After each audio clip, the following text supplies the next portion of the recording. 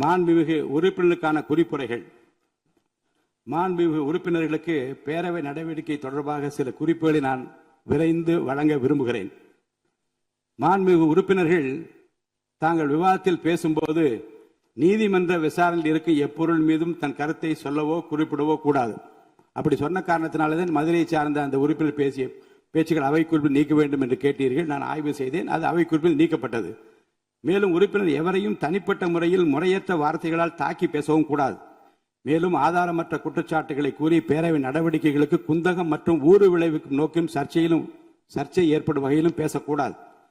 சட்டமன்ற பேரவை நடவடிக்கைகள் சிறப்பாக அமையவும் பேரவையின் நேரத்தை மிகவும் பயனுள்ள முறையில் பயன்படுத்திக் கொள்ள ஏதுவாகவும் மாண்பு உறுப்பினர்கள் உரையாற்றும் போது அவ்வப்போது பேரவையின் ஆய்வில் உள்ள மற்றும் விவாதத்திற்கு எடுத்துக்கொண்டுள்ள பொருள் குறித்து சுருக்கமாகவும் தெளிவாகவும் ஷார்ட் அண்ட் ஸ்வீட் ஆக பேசுமாறு கேட்டுக்கொள்கிறேன். மாண்பு உறுப்பினர்கள் தாங்கள் பேசும்போது தொகுதி உள்ள மிகவும் முக்கியத்துவம் வாய்ந்த பிரச்சனைகளை குறித்து தங்களது உரையில் கூறலாம். தொகுதி சார்ந்த பொதுவான கோரிக்கைகள் குறித்து என்னிடம் எழுதி கொடுத்தால் அவற்றை அவையில் தாங்கள் பேசியதாக அவை குறிப்பில் பதிவு செய்து தங்களது உரையில் சேர்த்துக் கொள்ளப்பட்டு அந்த உரையின் நகல் மாண்பு உறுப்பினர்களுக்கு அனுப்பி வைக்கப்படும் என்று தெரிவித்துக் கொள்கிறேன். அப்படி வந்தா உரையில் நீங்க என்ன எழுதி கொடுக்கின்றீர்களோ அது உங்களுக்கு நீங்கள் பேசியதாகவே கருதி அந்த உரை உங்களுக்கு வழங்க. அப்புறம் நீங்க தொகுதிக்கு போகிற போது நமது சட்டமன்ற உறுப்பினர் என்னென்ன பேசினார் என்று உங்கள் தொகுதியில் ஒரு புத்தகமாகவோ நோட்டீஸாக அடித்து மக்களுக்கு கொடுப்பதன் மூலமாக அவையில் நீங்கள் என்ன பேசினீர்கள் முழுமையாக என்பதை மக்கள் தெரிந்து கொள்ளும் ஒரு வாய்ப்பு ஏற்படும்.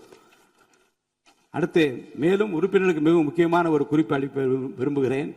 பேரவை நடவடிக்கைகள் தற்போது நேரலையாக ஒளிபரப்பு செய்யப்படுவதால் பேரவையில் உள்ள உறுப்பினர்கள் மிகுந்த கவனத்துடனும் எச்சரிக்கையுடனும் இருக்குமாறு கேட்டுக்கொள்கிறேன்.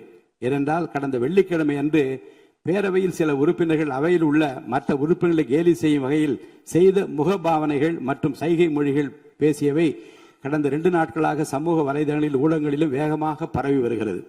இது சட்டமன்ற பேரவையின் மாண்பையும் கண்ணியத்தையும் குறைக்கும் வகையிலான செயலாகும். இந்தியாவில் உள்ள பிற சட்டமன்ற பேரவைகளுக்கு எடுத்துக்காட்டாகவும் நூற்றாண்டு வரலாற்று பெருமை கொண்ட இந்த மாமன்றத்தின் மரபினை காத்திடும் வகையிலும் கண்ணியத்தினையும் மாண்பினையும் உயர்த்தி பிடிக்கும் வகையிலும் பேரவையின் சில நிகழ்வுகள் நேரலையில் ஒளிபரப்பு செய்யப்படுவதால் மாண்பு உறுப்பினர்கள் தங்களது பொறுப்பினையும் கடமையினையும் உணர்ந்து இதுபோன்ற கண்ணிய குறைவான செயல்களில் இனிவரும் காலங்களில் ஈடுபடக்கூடாது என அறிவுறுத்துகிறேன்.